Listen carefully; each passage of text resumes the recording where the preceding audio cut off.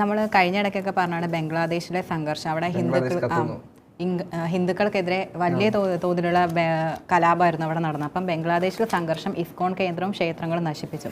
അപ്പം ബംഗ്ലാദേശിൽ ഇസ്കോൺ സംഘടനയുടെ കേന്ദ്രവും 2 ക്ഷേത്രങ്ങളും തീ വെച്ച് നശിപ്പിച്ചു. ശനിയാഴ്ച പുലർച്ചെ ധാക്കയിലെ ദൗർ ഗ്രാമത്തിലെ രാധാകൃഷ്ണ ക്ഷേത്രം, മഹാഭാഗ്യ ലക്ഷ്മി നാരായണ ക്ഷേത്രം എന്നിവയാണ് നശിപ്പിച്ചത്. അപ്പോൾ ഇസ്കോണിൻ്റെ നാംഘട്ട സെൻറ്ററും കത്തിച്ചു. കുറ്റവാളികളെ പിടികൂടാൻ തിരച്ചിൽ തുടങ്ങിയെന്ന് പോലീസ് അറിയിക്കുകയും ചെയ്തു. ക്ഷേത്രത്തിലെ വിഗ്രഹത്തിന് കേടുപാടുകൾ സംഭവിച്ചതായി ബംഗ്ലാദേശ് ഇസ്കോൺ ജനറൽ സെക്രട്ടറി ചാരു ചന്ദ്രദാസ് ബ്രഹ്മചാരി അറിയിച്ചു. അപ്പം വീണ്ടും അവിടെ ഹിന്ദുക്കൾക്ക് എതിരെയുള്ള കലാപം വീണ്ടും രൂക്ഷമായിക്കൊണ്ടിരിക്കുകയാണ്. ഇപ്പം ഇസ്കോൺ സംഘടനയുടെ കേന്ദ്രവും 2 ക്ഷേത്രങ്ങളുമാണ് ബംഗ്ലാദേശിൽ ഇപ്പം തീ വെച്ച് നശിപ്പിച്ചിരിക്കുന്നത്.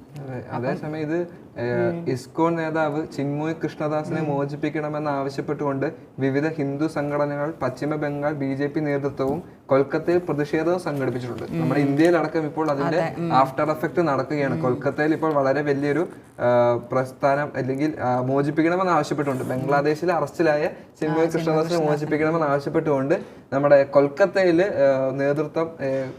BJP നേതൃത്വം പ്രക്ഷോഭം നടത്തുകയാണ്. ചരക്ക് നീക്കം തടഞ്ഞ് ബംഗ്ലാദേശിന് മേൽ സാമ്പത്തിക ഉപരോധം ഏർപ്പെടുത്തണമെന്ന് പ്രതിപക്ഷ നേതാവ് സുവേന്ദു അധികാരി ഉൾപ്പെടെയുള്ളവർ ആഹ്വാനം ചെയ്തിട്ടുണ്ട്. അതായത് ബംഗ്ലാദേശുമായിട്ടുള്ള ഇപ്പോഴത്തെ നയതന്ത്രങ്ങളും ചരക്ക് കയറ്റം നിയമ ഭേദഗതികളും ഇല്ലാതാക്കുകയും അല്ലെങ്കിൽ അത് തടഞ്ഞു വെച്ച് ചിന്മയ് കൃഷ്ണദാസിനെ മോചിപ്പിക്കേണ്ട ഒരു ആവശ്യമാണ് ഇപ്പോൾ ഉന്നയിക്കുന്നത്. അല്ലെങ്കിൽ ബംഗ്ലാദേശും ഇന്ത്യയും തമ്മിലുള്ള യുദ്ധത്തിനുള്ള ഒരു തയ്യാറെടുപ്പിലാണെന്ന് വരെയുള്ള ഒരു ചോദ്യം ഉയർന്നു വരുന്ന ഒരു സാഹചര്യം നിലനിൽക്കുകയാണ്. ഇന്ത്യയിൽ ഇപ്പോൾ വളരെ അധികമായിട്ട് രൂക്ഷമാകുന്ന ഒരു സാഹചര്യമാണ്. മുസ്ലിം തീവ്രവാദം അല്ലെങ്കിൽ ബംഗ്ലാദേശിൽ ഹിന്ദു തീവ്രവാദം നടക്കുന്നു, ഇന്ത്യയിൽ മുസ്ലിം തീവ്രവാദം നടക്കുന്നു. ആ ഒരു മതവർഗീയത ഭയങ്കരമായിട്ട് ആളിക്കത്തുന്ന ഒരു സാഹചര്യമാണ് 2 രാജ്യങ്ങളിൽ ഇപ്പം നിലനിൽക്കുന്നത്. അതുകൊണ്ട് തന്നെ അതിനൊരു തടസ്സം അല്ലെങ്കിൽ അതിനൊരു അറുതി വരുത്തേണ്ട ഉത്തരവാദിത്വം 2 ഭരണകർത്താക്കൾക്കും അല്ലെങ്കിൽ ഭരണ സംവിധാനങ്ങൾക്കും ഉണ്ട്.